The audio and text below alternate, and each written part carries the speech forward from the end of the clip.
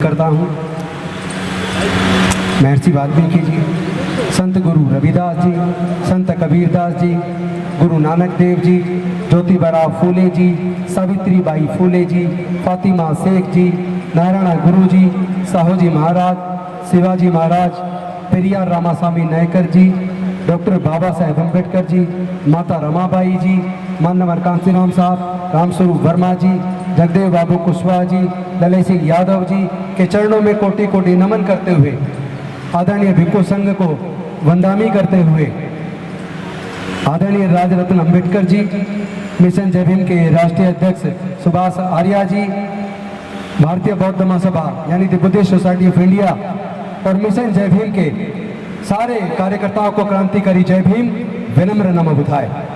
जो लोग इधर खड़े हैं, मेरा आपसे निवेदन है, अगर आपको डॉक्टर बाबा साहेब अम्बेडकर से प्यार है तो प्लीज आप आधा घंटा और दीजिए, कुर्सियों पे आइए। जो लोग इधर खड़े हैं, मैं सबसे निवेदन कर रहा हूं, आप लोग कुर्सी पे आइए। जो लोग गैलरी में खड़े हैं, उनसे मेरा निवेदन है, आप कुर्सी पे आइए। कुर्सी पे आपको भोजन भी कुर्सी पे मिलेगा और पानी भी आपको कुर्सी पे बैठे हुए मिलेगा। अभी आपने राजरत्न अम्बेडकर जी को सुना, उन्होंने डॉक्टर बाबा साहब अम्बेडकर के पूरे जीवन संघर्ष को आपके सामने रखा। उन्होंने तथागत बुद्ध का धम्म ही क्यों चुना, वो उन्होंने विस्तार पूर्वक बताया। तो मैं जहां से उन्होंने खत्म किया वहां से शुरू करता हूं। आखिर बुद्ध का धम्म ही क्यों? डॉक्टर बाबा साहब अम्बेडकर अपने हिस्से का काम कर गए। हमारी और आपकी जिम्मेदारी क्या है, ये चिंतन हमें और आपको करना होगा। कभी तो हमें सोचना चाहिए, आखिर इंद्र मेघवाल को घड़े झूले में मात्र पर उसकी हत्या क्यों हो गई? जितेंद्र मेघवाल को मूंछ रखने मात्र पर, सुंदर दिखने पर हत्या क्यों हो गई? हाथरस के अंदर एक बेटी की हत्या करके आधी रात को उनका शव जला दिया गया, आखिर क्यों? अभी दो बहनों को बलात्कार करके फांसी पे लटका के मार दिया गया, आखिर क्यों? घोड़ी पर बारात निकालने पर हमले क्यों? जाति के ऊपर इतना उन्माद क्यों? जब तक हम इस बीमारी को नहीं समझेंगे तब तक बीमारी का इलाज नहीं हो सकता। आप लोग जब बीमार हो जाते हैं, इलाज के लिए डॉक्टर के पास जाते हैं, डॉक्टर आपका सारी परेशानी सुनता और समझता है, समझने के बाद दवाई देता है। दवाई देने के बाद भी जब दवाई आप लेते हैं ठीक नहीं होते, उसके बाद फिर से आप डॉक्टर के पास जाते हैं। आप डॉक्टर को कहते हो कि डॉक्टर साहब, आपकी दवाई जितने दिन आपने कही थी उतने दिन मैंने दवाई खाई, लेकिन मेरे को बिल्कुल भी आराम नहीं है। उसके बाद डॉक्टर आपके कई प्रकार के टेस्ट कराता है, ब्लड टेस्ट कराता है, यूरिन टेस्ट कराता है, एक्सरे कराता है, MRI कराता है, CT स्कैन कराता है, और सारी जांच कराने के बाद पहले वो बीमारी के कारण को समझता है। जब आपकी बीमारी का कारण समझ आ जाता है, उसके बाद डॉक्टर दवाई देता है और दवाई लेने के बाद आप लोग ठीक हो जाते हैं।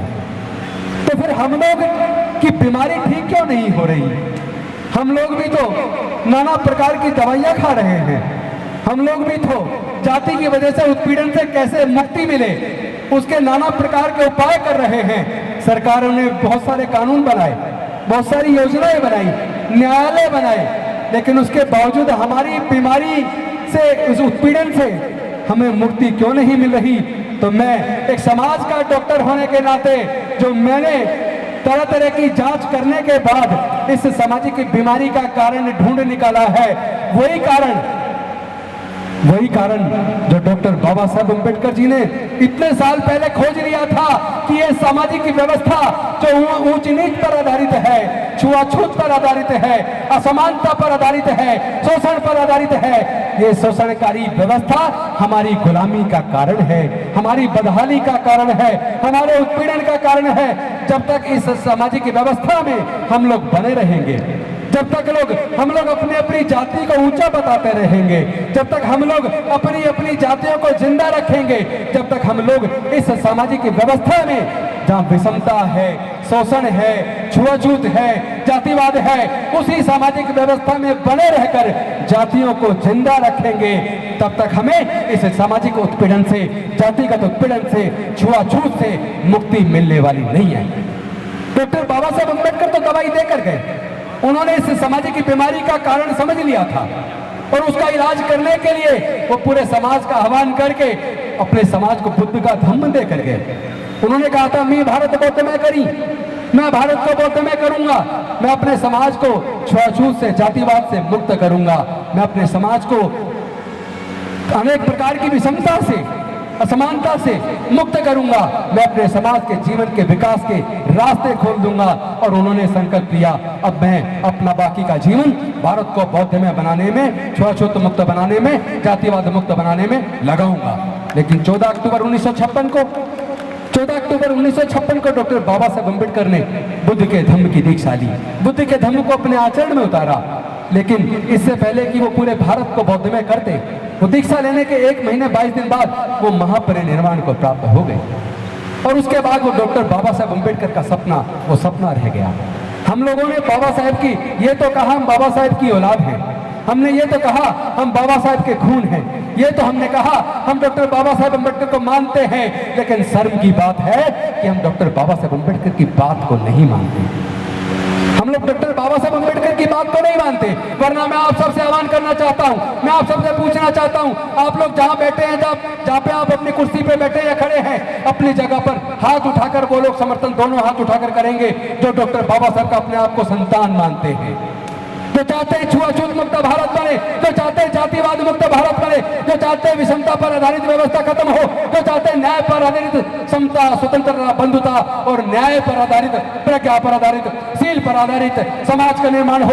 एक ऐसा भारत बने जहाँ जाति के आधार पर होने वाले छुआछूत को पूरी तरह से निस्तार नाबूद कर दे, जहाँ हमारी बहन बेटियों की इज्जत को हम सुरक्षित कर लें, जहाँ कोई घोड़े खरीदने पर हत्या ना हो, जहाँ कोई घड़ा खरीद को टच करने पर हत्या ना हो, जहाँ कोई मूंछ रखने पर हत्या ना हो।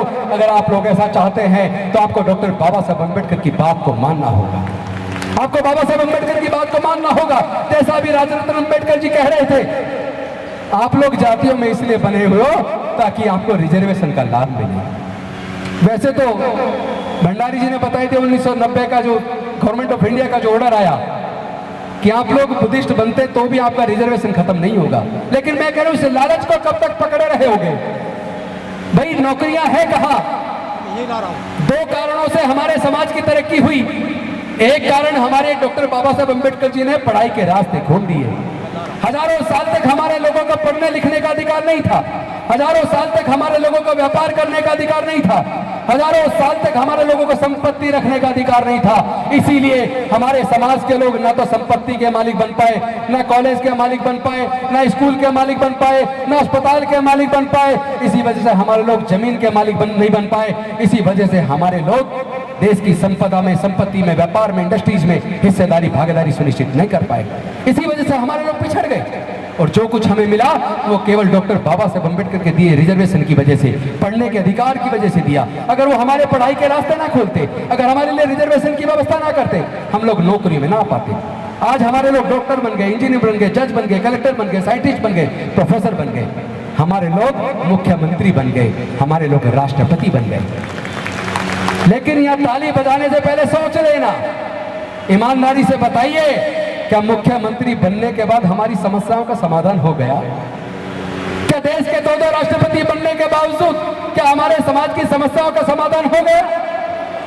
आज भी तो राष्ट्रपति आदिवासी समाज से है, लेकिन दुख तब होता है आदिवासी राष्ट्रपति बनेगा तो कहेंगे आदिवासी राष्ट्रपति, दलित राष्ट्रपति बनेगा तो कहेंगे दलित राष्ट्रपति, दलित मुख्यमंत्री बनेगा तो कहेंगे दलित मुख्यमंत्री, मुख्य न्यायाधीश दलित बनेगा तो कहेंगे दलित मुख्य न्यायाधीश। अरे भाई जब बाकी लोग बनते तो कोई कहता सुना है ब्राह्मण मुख्यमंत्री, ब्राह्मण राष्ट्रपति, सुना है क्या? इसी अंतर को समझिए। ये लोग हमारी इस पहचान को बरकरार रखना चाहते हैं।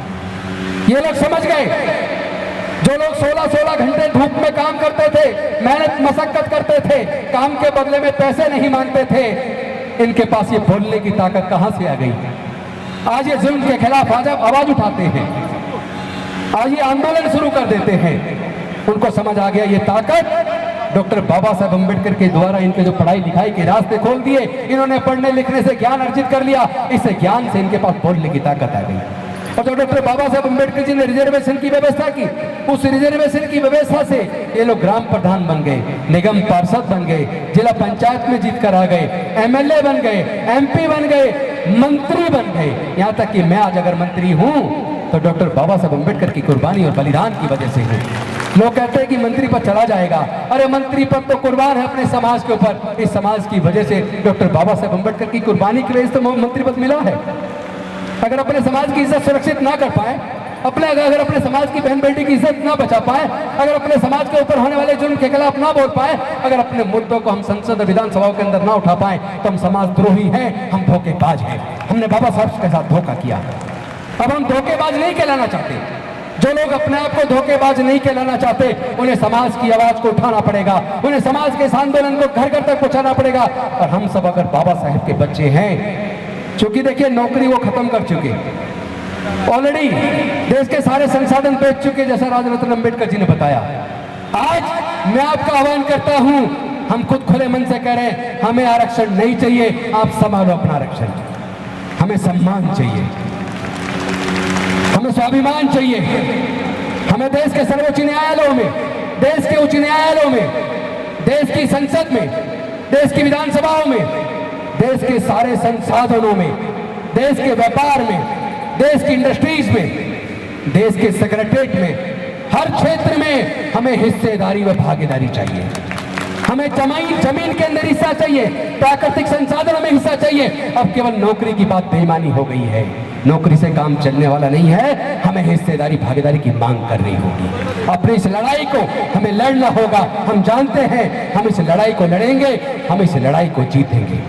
जीतना हम जानते हैं, बाबा साहेब ने जीता था, तो बाबा साहेब के बच्चे भी जीतेंगे, बाबा साहेब के बच्चे भी जीतेंगे।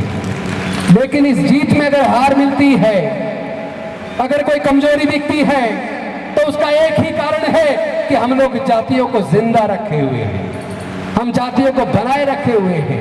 मैं पूछना चाहता हूं, अगर जाति कुदरत ने बनाई है तो अमेरिका में जाति क्यों नहीं है? फ्रांस में जाति क्यों नहीं है? जर्मनी में जाति क्यों नहीं है? ब्रिटेन में जाति क्यों नहीं है? चाइना में जाति क्यों नहीं है? जापान में जाति क्यों नहीं है? ऑस्ट्रेलिया में जाति क्यों नहीं है? न्यूजीलैंड में जाति क्यों नहीं है? कोरिया में जाति क्यों नहीं है? पूरे दुनिया के अंदर जाति नहीं है। जाति है तो केवल भारत के अंदर है। हमें इस पर चिंतन करना चाहिए। वो कौन लोग हैं जिन्होंने जातियां बनाई, और जाति के बनने से फायदा किसको हुआ और जाति के बनने से नुकसान किसको हुआ? अगर जातियों की वजह से हमें नुकसान है, तो फिर हम जातियों को पकड़ के क्यों बैठे हैं? हम जातियों को छोड़ क्यों नहीं देते? इसीलिए हमने इस बीमारी का इलाज खोज लिया है। खोज के तो डॉक्टर बाबा साहब अम्बेडकर गए थे, लेकिन वो जो दवाई पुड़िया बनाकर समाज को डॉक्टर बाबा साहब अम्बेडकर विषमता से मुक्ति दिलाने के लिए, छुआछूत से मुक्ति दिलाने के लिए, जातिवाद से मुक्ति दिलाने के लिए जो दवाई पुड़िया बनाकर डॉक्टर बाबा साहब अम्बेडकर देकर गए थे, हमारे बुजुर्गों ने उसे अलमारी में बंद कर दिया और गुलामी का जीवन जीते रहे, जातियों को जिंदा रखे हुए रहे। इसीलिए हमारे समाज के साथ जाति की वजह से उत्पीड़न होता है। अगर हम जाति छोड़ देंगे, हम बौद्ध बन जाएंगे। बाबा साहब के सपने को पूरा करने के लिए बौद्ध में भारत का निर्माण करना होगा। 128 देश भारत की तरफ देख रहे हैं, वो भारत को विश्व गुरु मानते हैं, वो भारत को विश्व गुरु बुद्ध के देश के रूप में जानते हैं। बुद्ध की वजह से भारत का नाम दुनिया के अंदर रोशन है। भारत को फिर से वही गौरवशाली राष्ट्र बनाना है, भारत को फिर से विश्व गुरु बनाना है। उसका रास्ता केवल एक है, बौद्ध में भारत। जो लोग तैयार है बौद्ध बनने के लिए, तो जहां भी खड़े कर दोनों हाथ उठाकर समर्थन करेंगे, तो बौद्ध बनने के लिए, बाबा साहब के सपने को साकार करने के लिए क्या आप लोग तैयार हैं? तो मेरे साथ बोलिए, बौद्ध धम्म की क्या पहचान? बौद्ध धम्म की क्या पहचान? बौद्ध धम्म की क्या पहचान? मानव मानव एक समान। जाति छोड़ो, जाति छोड़ो, जाति छोड़ो, जाति छोड़ो। जय जय जय जय जय भीम, जय जय जय जय जय भीम, जय जय जय जय जय भीम। हम लोगों ने सपना देखा है, हम लोगों ने संकल्प लिया है कि डॉक्टर बाबा